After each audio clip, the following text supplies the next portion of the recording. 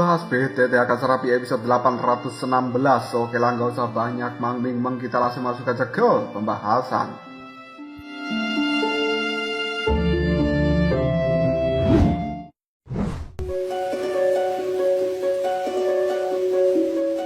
Soyeon bersama dengan Yoongi sekarang berjalan untuk mendekati gerbang emas di langit, dan kemudian bola roh yang berada di tangan dari Yoongi berputar-putar dengan cara yang tidak jelas. Hal itu kemudian menimbulkan energi-energi khusus yang berbentuk seperti sebuah simbol-simbol misterius untuk memberikan perlindungan pada keduanya. Semua orang seperti Raja Suci dan juga yang lainnya ini menatap ke arah kepergian Soyeon bersama dengan Yoongi yang semakin dekat dengan gerbang emas itu. Di dalam sana, mereka bisa merasakan adanya aura dari zaman kuno yang sangat menakutkan, dan itu bahkan adalah kekuatan dewa. Orang-orang merasa bahwa keselamatan mereka sudah terjamin untuk saat ini, dan apabila Soyeon benar-benar berhasil menjadi seorang dewa perang, maka bencana di seluruh dunia 1000 besar juga akan bisa diatasi. Sekarang hidup mati dari seluruh dunia ini bergantung pada Soyeon. Mereka semuanya hanya bisa berdoa demi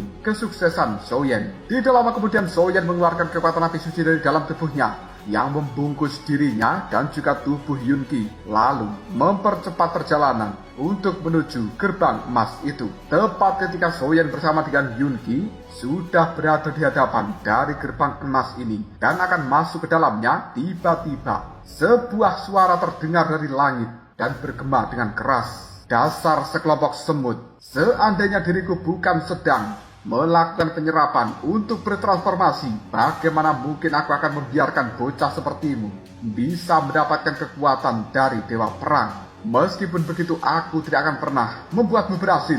Rasakanlah kematian.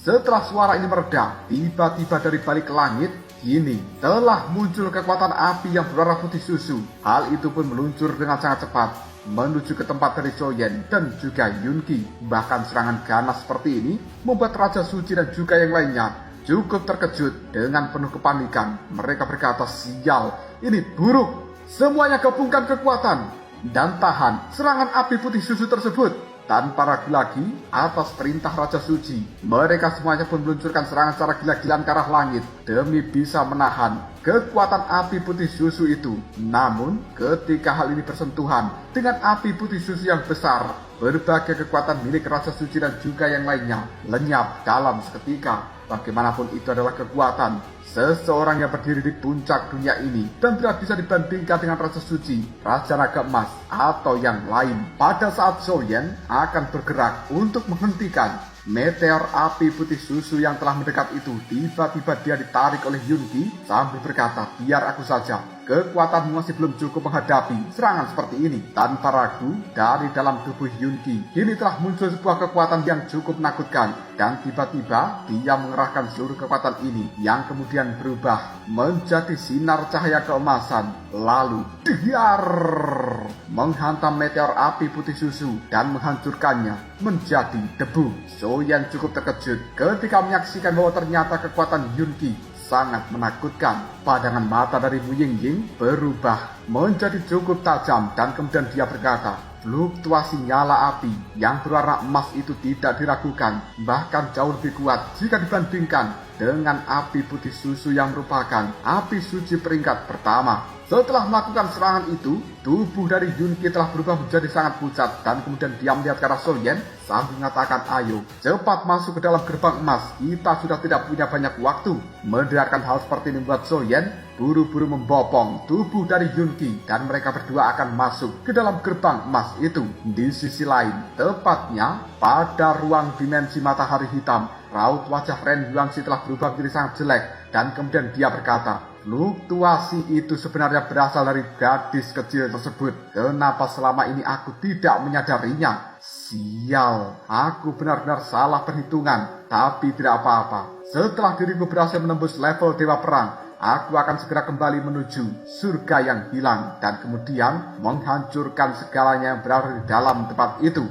Awalnya aku berpikir bahwa Nan telah mati bersama dengan Yuan Tian, tapi ternyata dia bersembunyi di dalam tubuh dari gadis tersebut. Ketika para dewa sepenuhnya terintegrasi, langit dan bumi akan bersatu, zaman kuno akan muncul kembali, dan dunia ini pada akhirnya akan berada di bawah kendali dari para dewa. Lalu, aku tidak akan pernah membiarkan roh suci seperti Nan bisa terlahir kembali ke dalam dunia ini. Setelah mengatakan hal seperti itu, Ren Yuanxi kembali terfokus melakukan penyerapan pada kekuatan yang berada di dalam tubuh Di Yuanxi. Sementara Zhou Yan bersama dengan Yun Qi yang telah mendekat pada gerbang emas tanpa ragu lagi, mereka berdua mendorong tempat ini yang kemudian fluktuasi energi kuno menyebar dari dalamnya dan tidak diragukan lagi bahwa itu merupakan kekuatan para dewa. Ketika gerbang emas ini terbuka sepenuhnya, semua orang bisa menyaksikan bahwa di dalamnya terdapat sebuah jalan yang sangat panjang berwarna emas. Sementara Yun Qi sambil menggenggam erat tangan dari Zhou Yan, dia mengatakan, pintu gerbang emas ini hanyalah sebuah jalan untuk menuju surga yang hilang. Dan di ujung jalan ini terdapat surga yang hilang sepenuhnya. Mari kita segera masuk.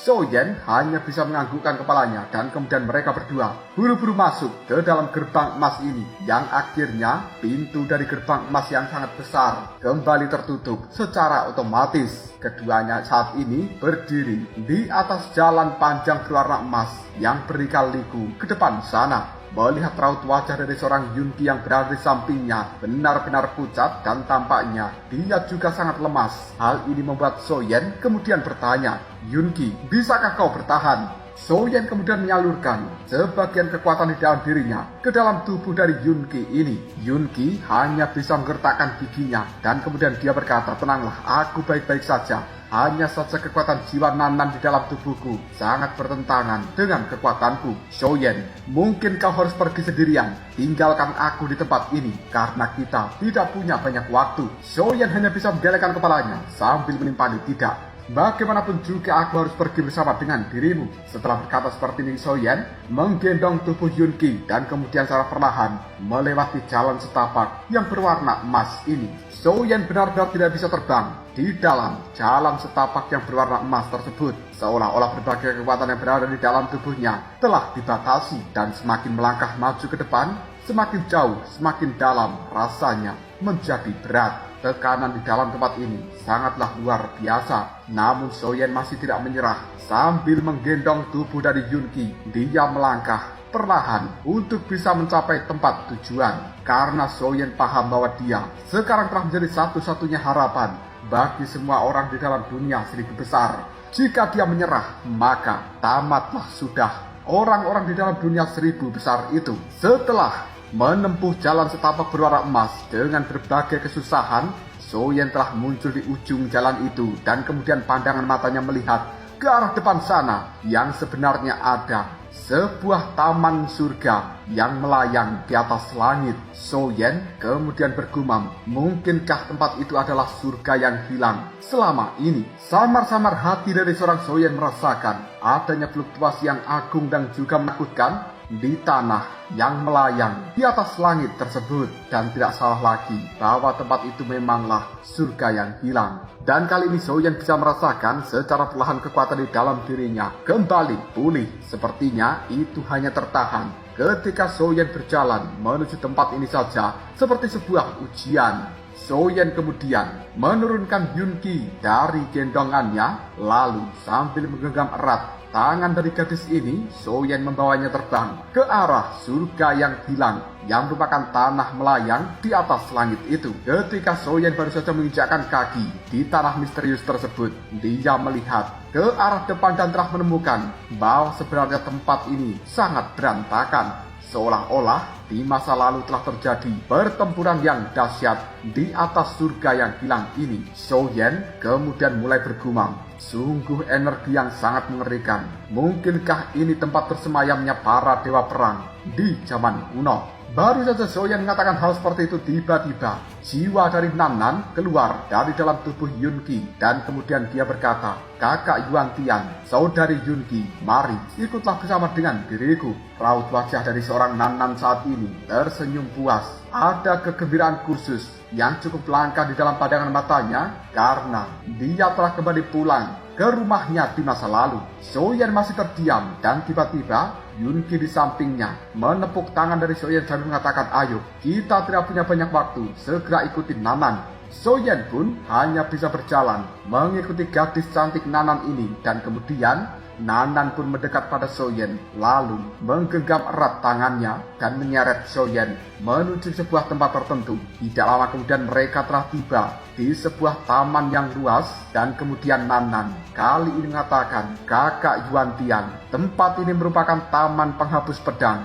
Dahulu kau sering berlatih teknik pedang di dalam tempat ini setiap harinya." Soyen hanya bisa terdiam sambil menggelengkan kepalanya. Hal itu membuat Nanan kemudian kembali berkata, "Kakak Yuan Tian, apakah kau benar-benar masih belum ingat?" Akhirnya, tubuh jiwa dari Nanan tersebut mengajak Soyen berkeliling di dalam surga yang hilang ini dan dia berharap bahwa Soyen bisa mendapatkan kembali ingatan dari Yuan Tian. Namun tetap saja, bagaimanapun Soyen bukanlah Yuan Tian dan dia tidak memiliki ingatan apapun di dalam dirinya tentang tempat ini. Detik berikutnya Soyen telah menemukan reruntuhan istana yang sangat besar. Hal itu membuat dia segera bertanya, "Nanan, apa itu sebenarnya?" Mendapatkan pertanyaan seperti itu dari seorang Soyen membuat raut wajah Nanan telah berubah menjadi sangat serius dan kemudian sedikit kesedihan telah muncul dalam pandangan matanya. Namun kesedihan ini juga tampaknya bercampur dengan sebuah kemarahan.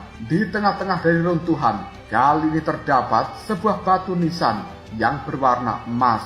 Tekanan yang sangat mengerikan terpancar dari batu nisan emas tersebut. Bahkan tekanan itu Soyen sama-sama merasakan hampir setara dengan kekuatan dewa. Nanan yang masih terdiam dan tidak menjawab perkataan dari Soyen. Hal itu membuat Yunki tiba-tiba saja berbicara, "Soyen, di tempat itulah kekuatan yang kau butuhkan."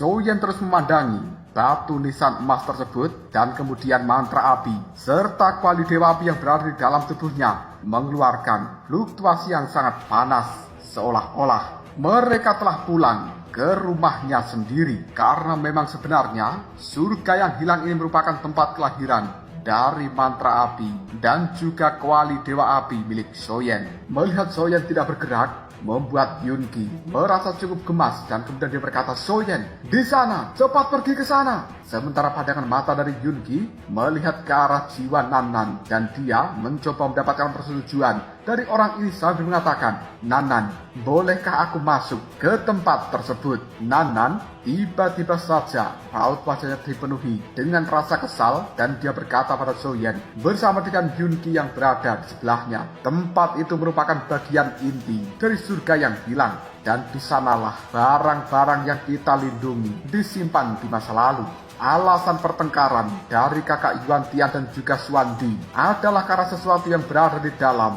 batu nisan emas. Jika bukan karena perselisihan yang disebabkan oleh hal itu, bagaimana mungkin dunia akan memiliki kacauan seperti saat ini? Soyen kemudian menimpali.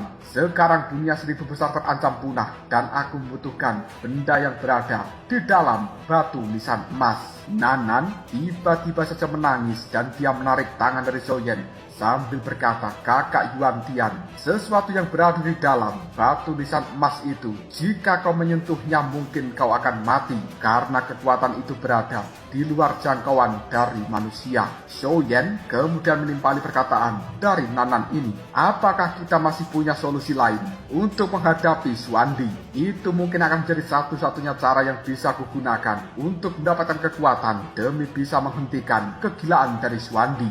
Selama ini kau kau sangat percaya pada kakak Yuan Tianmu bukan? Maka dari itu kau juga harus percaya pada aku. Mendengarkan ucapan dari seorang Zhou Yan membuat Nan Nan tidak bisa membantah lagi. Dia hanya bisa menganggukkan kepalanya dan kemudian melihat pada Yun Qi sambil mengatakan, apakah kau ingin benar-benar ikut bersama dengan kita berdua? Yun Qi hanya bisa menganggukkan kepalanya dalam hal ini dan kemudian tidak butuh basa-basi lagi. Mereka bertiga bersama dengan bimbingan dari Nan Nan segera mendekati area dari batu nisan emas. Ketika ketiganya berada di radius 100 meter dari batu nisan emas ini, berbagai halangan dan juga rintangan serta kekuatan-kekuatan tekanan yang cukup menakutkan muncul dari berbagai arah, seolah-olah akan menghentikan pergerakan dari Zhou Yan dan juga Yun Qi. Namun menggunakan fluktuasi energi yang berada di dalam tubuh Nan Nan, berbagai hal yang cukup menyulitkan itu bisa diatasi dengan mudah. Mereka kemudian mendekat pada batu nisan emas dan Zhou Yan bisa merasakan adanya aura yang sangat kuno serta kuat menyelimuti bagian dalam dari batu nisan tersebut. Tulisan-tulisan kuno telah muncul di batu nisan ini yang membuat Zhou Yan tidak paham tentang maksud dan juga arti dari tulisan tersebut. Tiba-tiba saja sebuah cahaya keemasan muncul dari batu nisan itu dan tanpa ragu lagi langsung menyeret ketiganya ke dalam ruang dimensi dari batu nisan emas. Keterkejutan kini telah memenuhi pikiran dari Zhou Yan dan mereka saat ini telah tiba di sebuah ruang sempit dan gelap. Lalu di tempat itu juga terdapat dua peti mati kristal yang cukup indah serta sebuah tungku aneh yang berwarna hijau dengan nyala api hijau hitam di atas tungku tersebut. Pandangan mata Zhou Yan melihat pada api hijau ini tampaknya tidak panas sama sekali, tapi api hijau telah melahap dan juga membakar ruang di sekitarnya sedikit demi sedikit. Tiba-tiba saja raut wajah Nan Nan berubah menjadi sangat jelek dan kemudian dia berkata, bagaimana tempat ini bisa berubah? Karena apa yang dilihat Nan Nan sangat berbeda dengan terakhir kali ketika dia melihatnya. Sebuah cairan yang berwarna biru kehijauan tiba-tiba saja mengalir dari mata Nan Nan dan kemudian dia pun berkata, disinilah aku dilahirkan, disinilah ingatanku dimulai. Tidak, aku tidak bisa hanya menontonnya mati. Tubuh dari seorang Nan Nan tiba-tiba saja bergerak dengan cepat untuk mendekati tungku yang aneh tersebut. Sementara Zhou Yan, raut wajahnya langsung berubah dan dia berkata, fluktuasi ini. Sementara Yun Qi tiba-tiba saja berteriak, apakah kau sudah gila? Zhou Yan kemudian dengan cepat mengeluarkan api dari dalam tubuhnya. Lalu dia berkata, mundur! Tanpa ragu lagi kekuatan api dari Zhou Yan disebarkan untuk melindungi tubuh Nan Nan dan juga Yun Qi. Pada akhirnya, sebuah ledakan yang cukup besar pun terjadi di dalam tempat ini. Dan tanpa sengaja, kekuatan api suci yang luar biasa milik Zhou Yan sekarang telah bersentuhan dengan tungku api aneh di depan sana yang membuat tubuh Zhou Yan bergetar dengan hebat. Bahkan keringat dingin telah muncul di dahi dari Zhou Yan. Perasaan khawatir telah muncul di wajahnya. Hal ini membuat Yun Qi tiba-tiba saja berkata, Zhou Yan, apakah kau tidak apa-apa? Zhou Yan kemudian mengatakan, kekuatan yang berada di tungku tersebut cukup mirip dengan kekuatan orang yang telah memberikan kita serangan api putih susu pada saat akan memasuki gerbang emas. Yun Qi tiba-tiba saja berkata, apa? Bukankah orang itu merupakan perpaduan dari pemimpin rasyat asing dan juga pemimpin pusat dunia manusia? Apa-apaan ini sebenarnya? Kenapa kekuatan tersebut bisa muncul di dalam tungku api depan sana?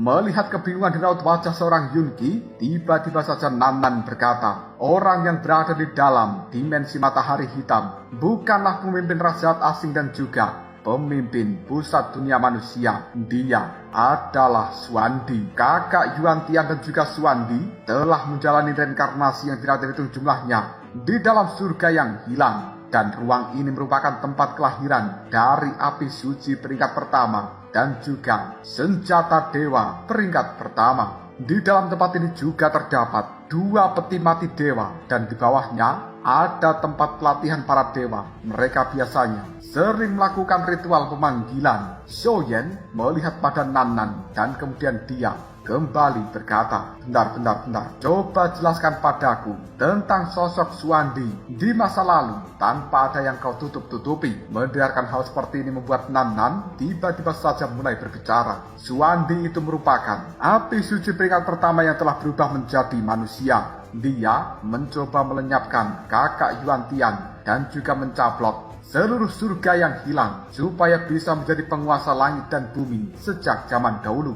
Namun sayangnya orang itu telah dikalahkan oleh kakak Yuan Tian dan kemudian Xuandi dipecah menjadi 3 bagian. Masing-masing dari mereka kemudian memiliki nama Tian Yuanxi, Di Yuanxi, dan juga Ren Yuanxi yang terjatuh ke dalam dunia 1000 besar. Ketiga orang ini setelah mengalami beberapa perubahan yang terjadi secara kebetulan, Tian Yuanxi menjadi pemimpin dari pusat dunia manusia. Dia telah menghabiskan seluruh hidupnya mencoba untuk menaklukkan ras jahat asing. Sementara Di Yuanxi telah menjadi pemimpin dari ras jahat asing itu sendiri. Dengan kekuatannya, dia telah mampu menguasai 100 suku di dalam ras jahat yang telah menentang dirinya. Dan Di Yuanxi juga memiliki keinginan untuk memberikan serangan pada dunia manusia. Adapun yang terakhir adalah Ren Yuanxi. Setelah pemisahan tubuh tersebut, dia adalah orang yang paling licik dan kemudian menghapus ingatan dari Di Yuanxi serta Tian Yuanxi tentang keberadaan surga yang hilang dan juga api suci peringkat pertama. Ren Yuanxi ini telah mendapatkan berbagai keberuntungan dan dia juga bisa menghindari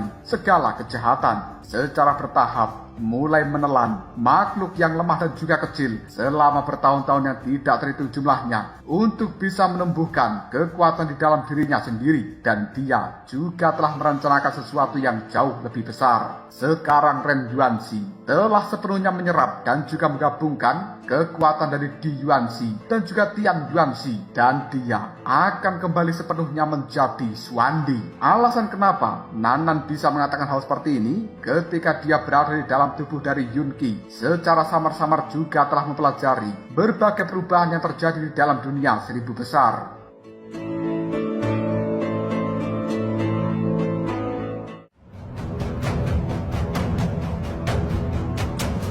Lalu apakah yang terjadi selanjutnya? Mungkinkah Xiaoyan akan benar-benar mendapatkan sesuatu untuk bisa melawan Xuandi yang telah mampu menggabungkan Di Yuanxi dan juga Tian Yuanxi ke dalam tubuhnya? Jika kalian penasaran, tunggu aja jawabannya di next video. Ngobrol.